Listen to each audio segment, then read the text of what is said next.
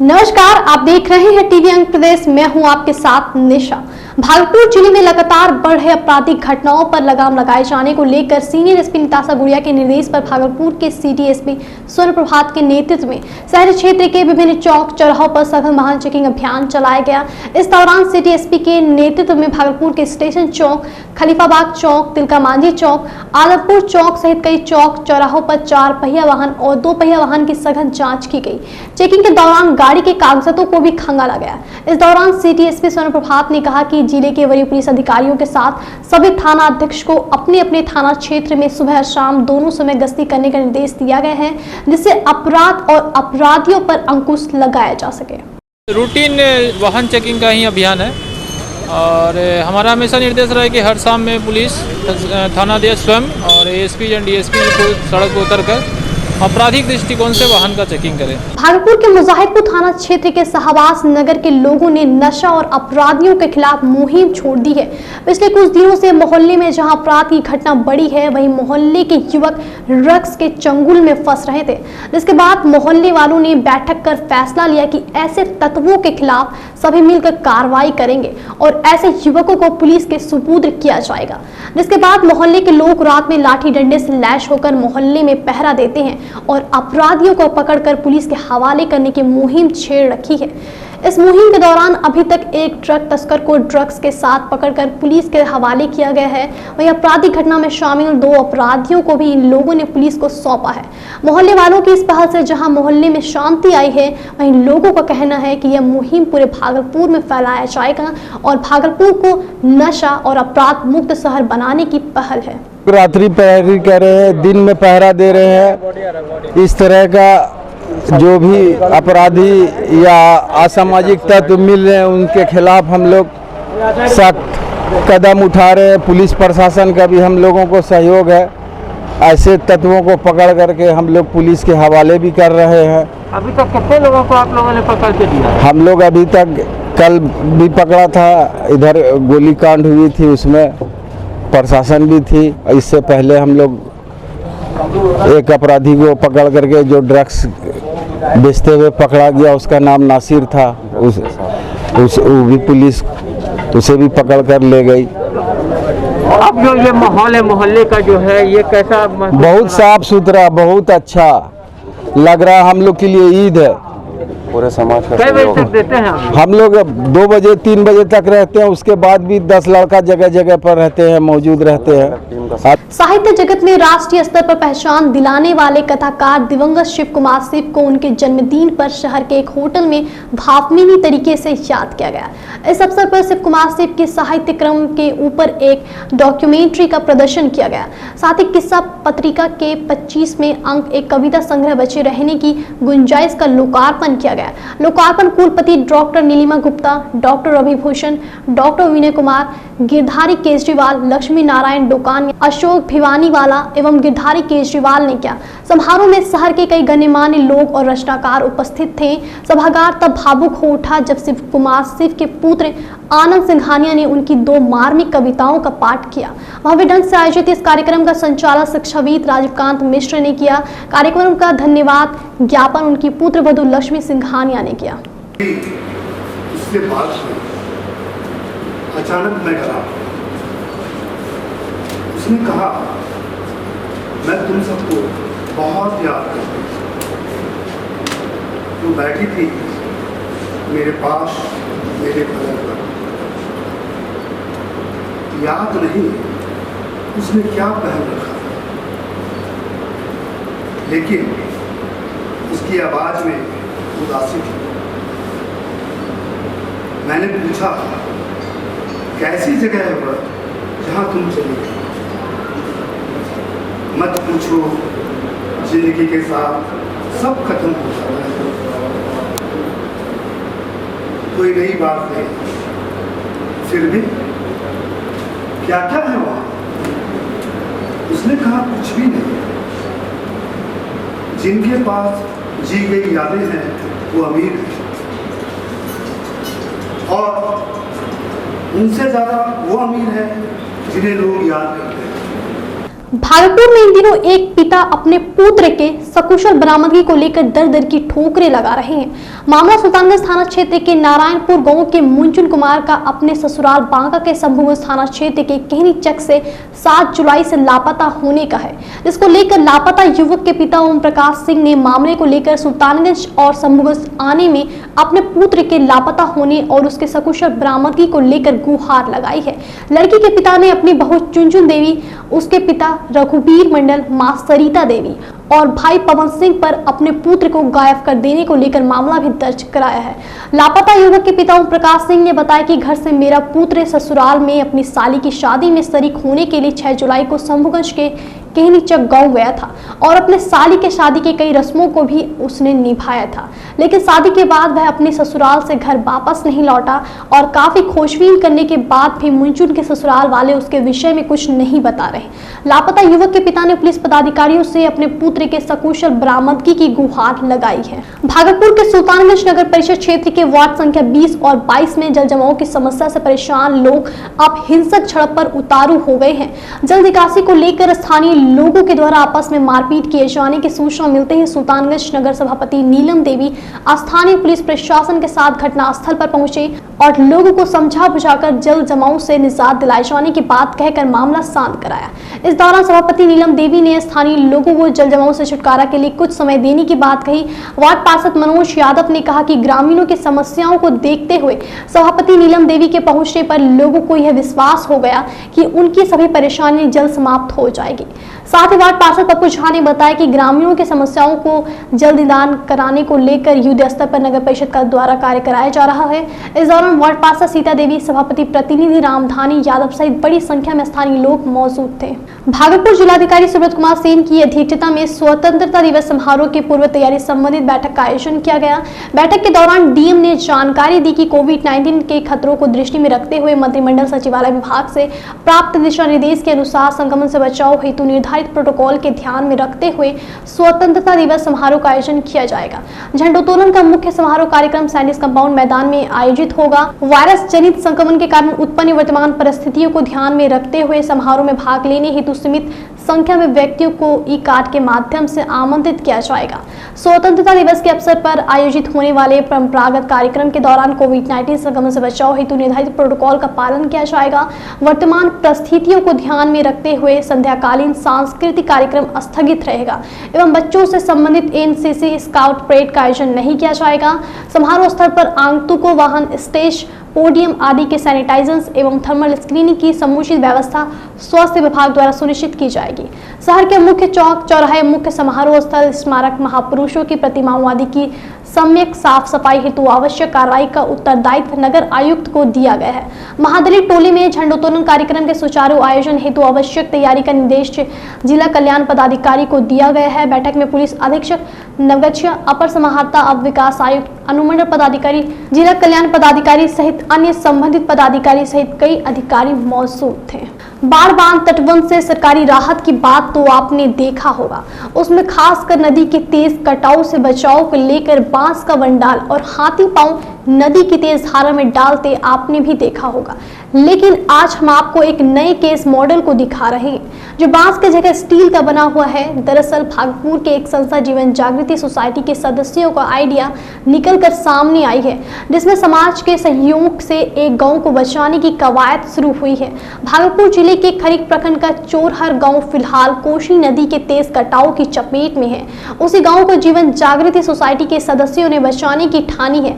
बांस के हाथी पांव की जगह लोहे का हाथी पांव बनाकर नदी की तेज कटाव को रोकने और बेगमती धारा को दूसरी तरफ मोड़ने का प्रयास हो रहा है। जीवन जागृति सोसाइटी के अध्यक्ष और जेडीयू चिकित्सा प्रकोष्ठ के भागलपुर जिला अध्यक्ष डॉक्टर अजय कुमार ने ऑन द स्पॉट पर कार्य संपादन करते हुए बताया कि मेरा प्रयास सामाजिक स्तर पर पीड़ित समाज के लिए है और सरकार की नजर में एक नए आइडिया को शेयर भी करना है। समाज भी बचे और समाज के प्रबुद्ध लोगों की साख भी बचे, यही जीवन जागृति सोसाइटी का प्रयास भी है। चोरहर गांव के लोग भी कह रहे हैं कि सरकारी स्तर पर जो काम हो रहा है उसे भी देख रहे हैं, लेकिन सामाजिक स्तर पर जो लोग गांव बचाने आए हैं उनका शुक्रगुजार है। हम लोग सोशल एक्टिविस्ट हैं, सोशल काम कर रहे हैं। जीवन जागृति सोसाइटी के द्वारा हम लोग एक्सीडेंट में राहत करते हैं और यह जो बाढ़ में घर गिर रहा है। बाढ़ नहीं कहिए बल्कि ये कटाव कहिए।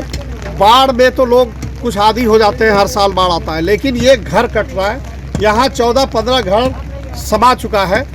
ऐसी खबर हमने मीडिया में सुना तो स्वाभाविक है कि हमारा दिल यहाँ आने के लिए मजबूर हो गया और हम लोग यहाँ आए और आकर ग्रामीणों का त्रासदी देखे तो दिल जो है पसीज गया। और हम लोगों ने कुछ सोचकर कुछ एक मॉडल बनाया है लोहे का पिंजड़ा। इसको मैं जब यहाँ लौट रहा था तो देखा कि इसी तरह का सरकार भी बनाती है बांस का। तो ये केज मॉडल हमने बनाया है और ये केज मॉडल का हम लोग यहाँ परीक्षण कर रहे हैं। उसमें कुछ सफलता मिल रही है, अभी और हम लोगों को करना है। ये केज मॉडल बनाकर हम लोग ये यदि ये सफल हुआ तो सरकार को बताएंगे कि जो बांस का बल्ला से और जो बोरिया से होता है वो धीरे धीरे खुल जाता है। यदि केज मॉडल को अपनाया जाए तो ये परमानेंट चीज़ होगा, डिस्पोजेबल होगा। एक जगह से दूसरे जगह इसको स्थानांतरित कर सकते हैं। कोरा बालू करके आ रहा है तो उससे कुछ होने वाला नहीं है। वो तो ठेकेदार लोग और मजदूर लोग दे रहे हैं और कोसी में समाते हुए जा रहे हैं। डॉक्टर साहब का जो प्रयास है, हमको लगता है कि कोशिश कर रहे हैं हो सके बच जाए। हम भी प्रभु से हाथ उठाते हैं कि किसी तरह बच जाए।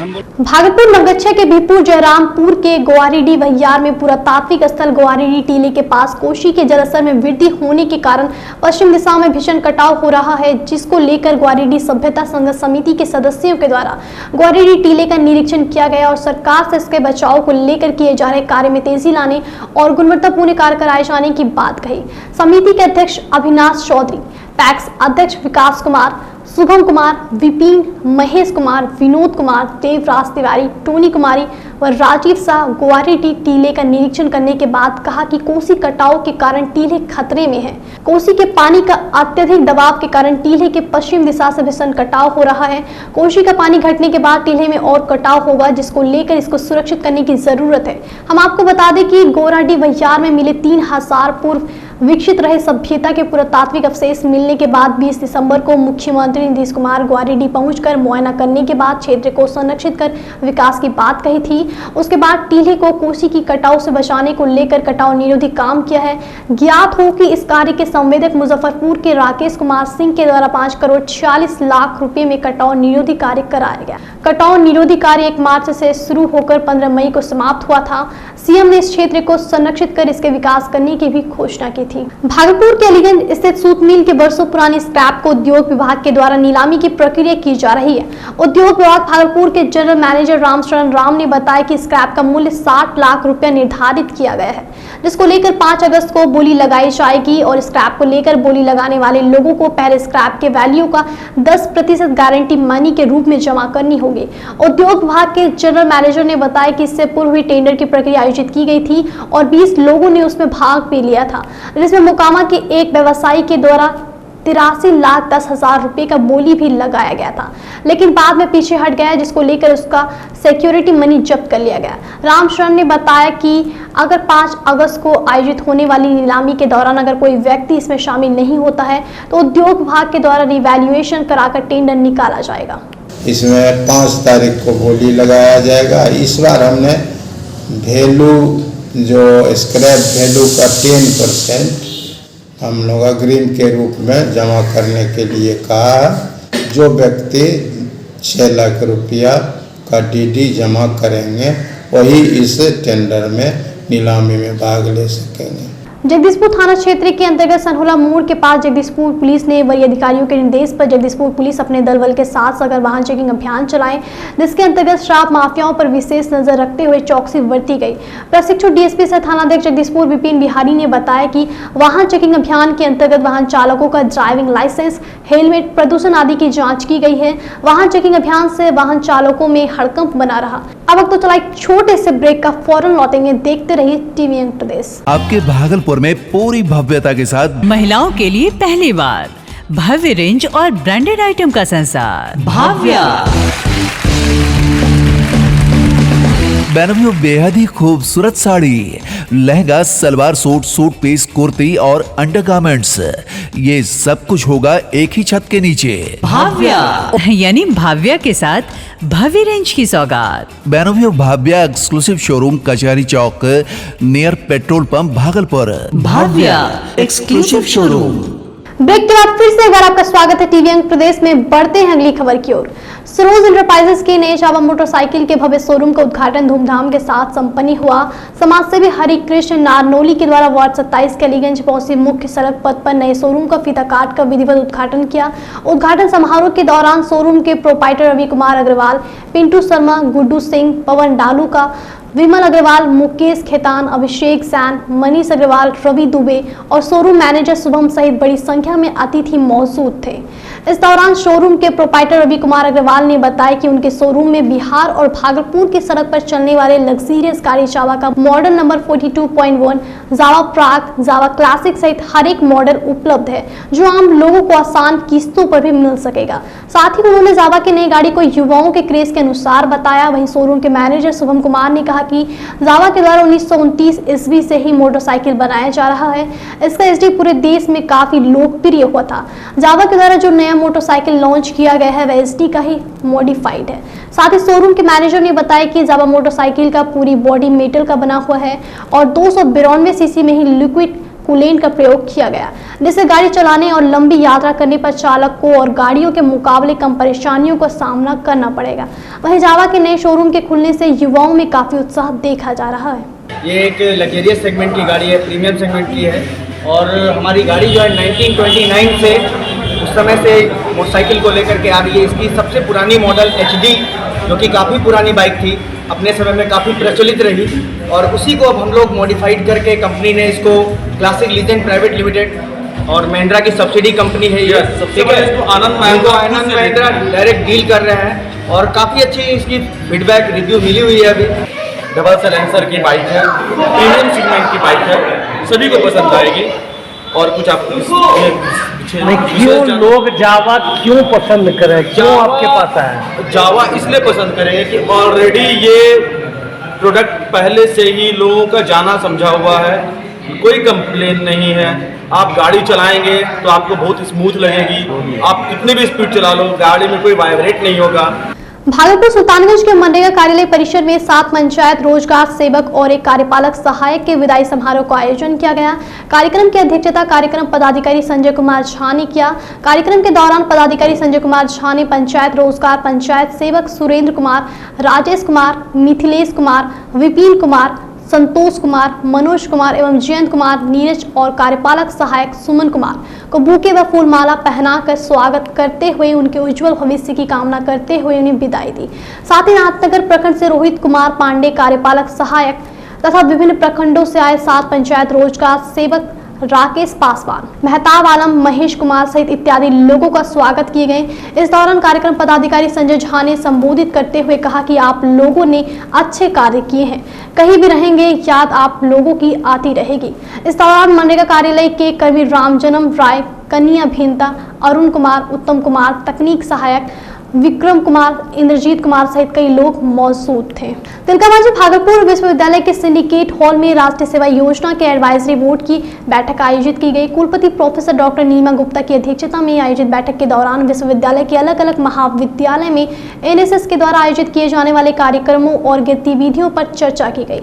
इस दौरान कुलपति ने NSS को और मजबूत करने को लेकर कई दिशा निर्देश दिए। बैठक में एडवाइजरी बोर्ड के सभी सदस्य मौजूद थे। भागलपुर के खरमनचक में रहने वाली राजेश कुमार बंगा की बेटी गरिमा बंगा ने क्लैट के एग्जाम में बिहार में जहां टॉप किया है वहीं देश भर में उसका 9वां स्थान आया है, जिसको लेकर घर में खुशी का माहौल है। गरिमा ने बताया कि वह स्कूल या कोचिंग में अच्छा रैंक नहीं लाती थी, लेकिन पेपर रीडिंग और शिक्षकों के ऑनलाइन पढ़ाई से उसे काफी फायदा मिला।